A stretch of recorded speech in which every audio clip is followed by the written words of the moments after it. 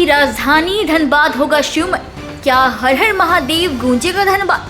क्या वाराणसी और देवघर के तर्ज पर होगी यहाँ भी महाआरती?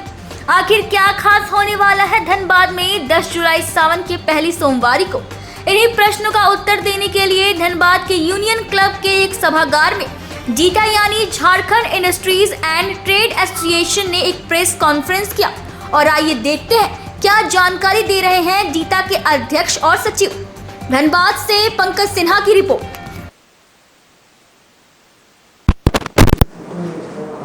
देखिए, जैसा कि आप लोग जानते हैं कि पिछले वर्ष जीटा के माध्यम से धनबाद के राजेंद्र सरोवर में हम लोगों ने महाशिव आरती का आयोजन किया था, जिसमें सैकड़ों नहीं हजारों की संख्या में श्रद्धालु उपस्थित हुए थे। कार्यक्रम जो हुआ और इतना शानदार और सफल हुआ, चूँकि वो कोरोना के बाद हुआ था, तो लोगों को एक आस्था का भी था कि भाई हम लोग बच गए कोरोना में, हमारे परिवार के लोग बच गए। तो बहुत बड़ी संख्या में श्रद्धालु अपने आस्था को प्रकट करने भी आए थे और कार्यक्रम को देखे, आनंद लिए। और उस दिन हम लोगों को देख के, श्रद्धालुओं की भीड़ को देखकर हम लोगों ने उसी दिन घोषणा किया था कि अब आने वाला हर एक सावन के प्रथम सोमवार को ये कार्यक्रम का आयोजन हम लोग करेंगे। इस वर्ष 10 जुलाई सोमवार को सावन का प्रथम सोमवार हो रहा है, जिसमें बनारस से जो पिछली बार आचार्य रजनीश आए थे और उनकी जो टीम थी, उनका पूरा टीम आके यहाँ पर आरती करेंगे। साथ ही देश में एक विख्यात जो शंख और डमरू बजाते हैं डॉक्टर विपिन मिश्रा, वो डमरू और शंख पे कार्यक्रम करेंगे। इसके अलावा भजन और कीर्तन का भी कार्यक्रम होगा। इस कार्यक्रम को तैयारी को लेके हम लोग पिछले 1-1.5 महीना से लगातार बैठक कर रहे थे। आज भी हम लोग उसको बैठक कर रहे हैं और अंतिम रूपरेखा को तैयार कर रहे हैं। इस बार जो आकर्षण का केंद्र होगा पूरे कार्यक्रम में, कि हम लोग लगभग 22 फुट लंबा और 18 फुट चौड़ा हम लोग शिव भगवान का एक मूर्ति स्थापित कर रहे हैं, जो कलकत्ता से बन के आ रहा है।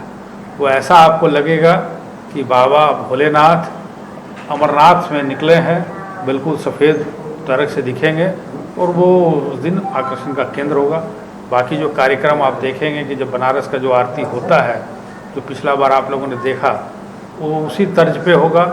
डमरू का कार्यक्रम और जो हम लोग ये शंख का कार्यक्रम कर रहे हैं, ये बिल्कुल नया चीज़ हो रहा है। कोई भी सामूहिक कार्यक्रम में धनबाद में इस तरह के कार्यक्रम को नहीं किया गया है। इस बार हम लोग कार्यक्रम कर रहे हैं।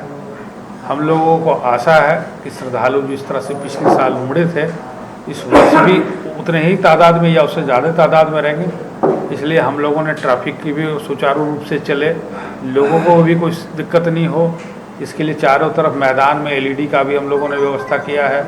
जो दूर दराज बैठे हैं उनको भी पूरा का कार्यक्रम, कोई ज़रूरत नहीं है कि वो पार्क के पास आके बैठे, वो जहाँ भी बैठेंगे उनको पूरी तरह से कार्यक्रम दिखेगा, क्योंकि बड़े बड़े LED चारों तरफ पार्क में लग रहे हैं, मैदान सरोवर में लग रहे हैं। नगर निगम भी युद्ध स्तर पर वहाँ कार्रवाई कर रहे हैं सफाई का लेके। सारे लाइट्स, बत्ती, जो बंद वर्षों से बाथरूम बंद था वो प्रारंभ हो गया, जो फिल्ट्रेशन बंद था वो भी काम चल गया, प्रारंभ हो गया, जो कल से चालू हो जाएगा।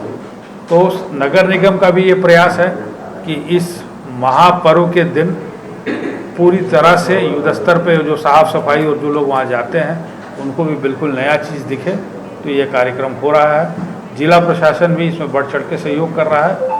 हम लोग आशा करते हैं कि जो पिछला बार जो कार्यक्रम हुआ, उससे भव्य कार्यक्रम इस वर्ष होगा और किसी भी श्रद्धालु को किसी भी तरह का पास या टिकट की कोई ज़रूरत नहीं है। वो आए, चारों तरफ से जो सरोवर का द्वार है, सभी द्वार खुल जाएगा उस दिन, और वो अपने अपने स्थान को बैठ जाएं। वहाँ पर LED के माध्यम से उनको पूरा कार्यक्रम दिखेगा और वो उसको वहाँ से भगवान को अपना प्रार्थना करे, अपने शिव को आराध्य करे और वहाँ से वो कार्यक्रम का आनंद ले। सर, समय क्या रहेगा सर? ये कार्यक्रम हम लोगों का 4:30 बजे से शुरू हो जाएगा और 8:30 बजे समाप्त हो जाएगा। सबसे पहले भजन कार्यक्रम चलेगा, उसके बाद डमरू और जो शंख का कार्यक्रम है वो होगा और उसके बाद आरती का कार्यक्रम होगा। इस तरह से 3 भाग में इस पूरे कार्यक्रम को बांटा गया है और इस 3 तरह से हम लोग करके 8:30 बजे कार्यक्रम को समाप्त करते हैं। शिव महाआरती के तौर पे हम लोग वहाँ पे जो बनारस में जो आरती का कार्यक्रम होता है सिर्फ वो उतरे, बल्कि हम लोग ये भी प्रयास करें कि स्थानीय जो कलाकार हैं, जो स्थानीय संगीतकार हैं, स्थानीय स्तर पे जो गीतकार हैं, स्थानीय स्तर पे जो गाना गाते हैं, यहाँ पे काफ़ी अलग अलग क्षेत्रों में, अलग सेक्टर्स में है, उनको भी यहाँ पे एक मंच मुहैया करा जाए। तो जो 4 साढ़े 4 बजे से 6 बजे तक जो कार्यक्रम चलेगा, उसमें स्थानीय कलाकारों को हम लोगों ने प्रमुखता दी है। स्थानीय स्तर पे लोग आएंगे, विभिन्न क्षेत्र के लोग आएंगे।